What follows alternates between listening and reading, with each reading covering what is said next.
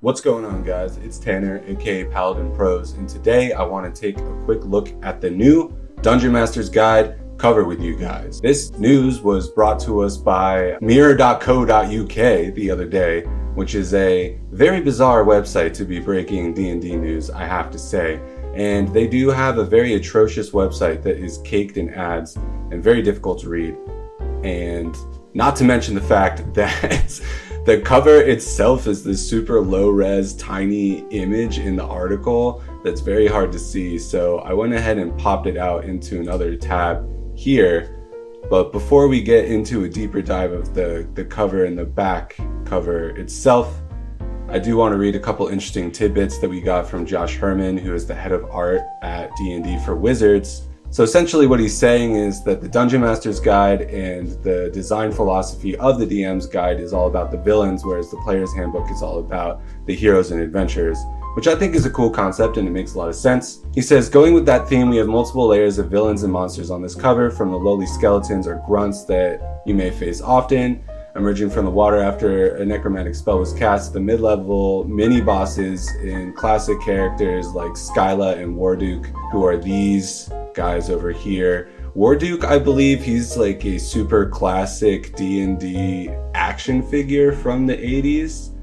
I'm not sure if he has a place in Greyhawk lore or something like that. And then this is Skyla, who is a classic D&D villain who I believe showed up in Beyond the Witchlight. I'm pretty out of the loop on 5e supplements. And then we have this iconic villain Wenger from the cartoon series, who is very capable of taking the spotlight for himself.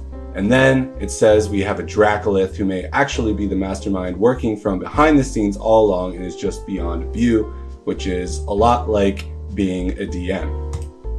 Josh Herman says, again, I dig this art style. I think the idea of having the Dracolith behind and, you know, going from the grunts to the mid-level villains to the kind of big bad evil guy, and then I suppose the Dracolith is the real threat or kind of represents the dungeon master behind the scenes, is pretty cool. I have to say I'm not as blown away as I was by the Player's Handbook art, but I also think a lot of that has to do with the fact that this image that was shared by mirror.co.uk was so low res. Going to the back cover here, this is pretty cool. This looks to me like the Underdark. It definitely is very evocative of adventure, spooky dungeon crawling, which I think is way more up a Dungeon Master alley than the Player's Handbook would be.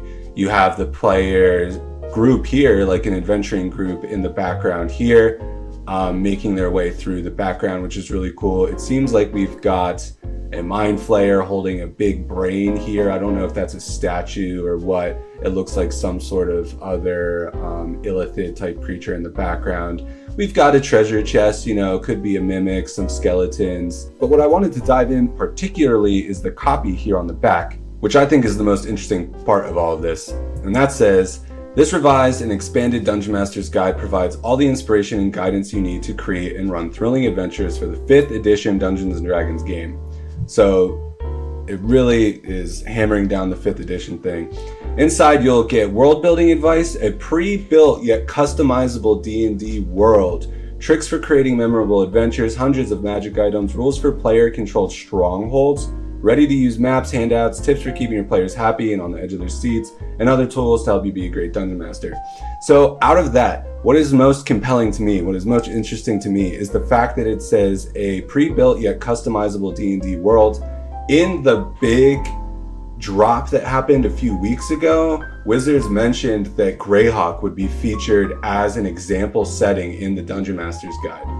Now this says that it's a pre-built yet customizable D&D world, so I do feel like this is kind of confirming, right, that Greyhawk is coming back for 5th edition, which I think is really exciting. Greyhawk wasn't featured at all so far in 5th edition, and it is one of the most classic, if not the most classic, official setting for Dungeons & Dragons, so I think that's really exciting, and I know a lot of you guys are stoked about the Greyhawk thing from a few weeks ago.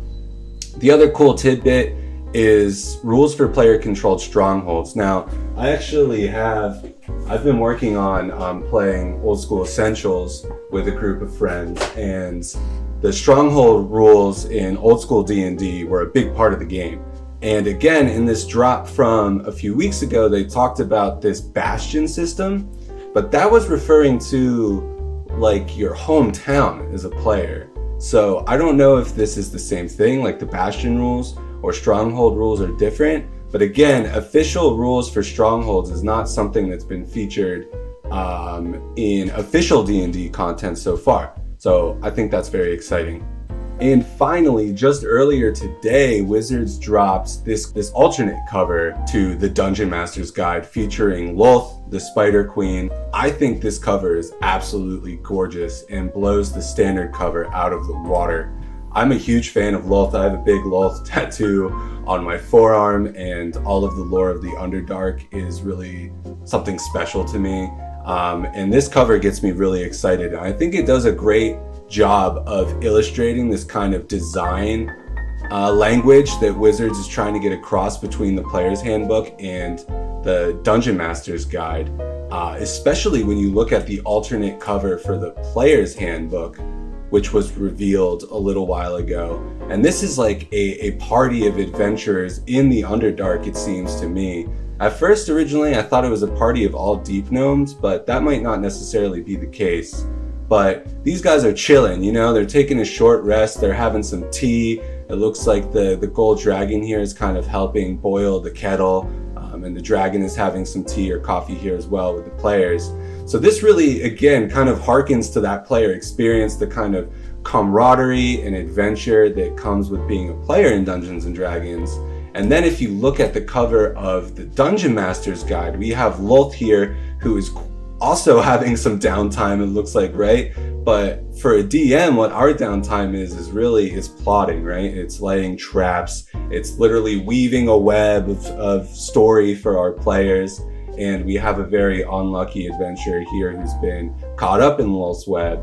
And I just think that this art is beautiful, and I think it's really fun. At first, I got really excited thinking that the art connected between the Player's Handbook and the Dungeon Master's Guide, and it doesn't look like it necessarily connects, but it definitely has like a narrative through line. And I just think that's really smart. That's basically all of the information that we got from this drop. It wasn't nearly as big of a deal as the Player's Handbook reveal was. We got a lot more information with that one. But nonetheless, I'm very excited for these alternate covers. I am personally pretty excited for the release of D&D 5.5 and hopefully more positive steps forward for the D&D community, especially when it comes to third-party content creation and homebrew D&D, which we're all about here on PaladinProse. So I'm going to keep it short and sweet this time, guys. Thank you so much for checking it out. Definitely let me know what you think about the Dungeon Master's Guide, the new art, and this revelation about Greyhawk coming to 5e. And I'll see you next week for some more content. And until next time, venture forth.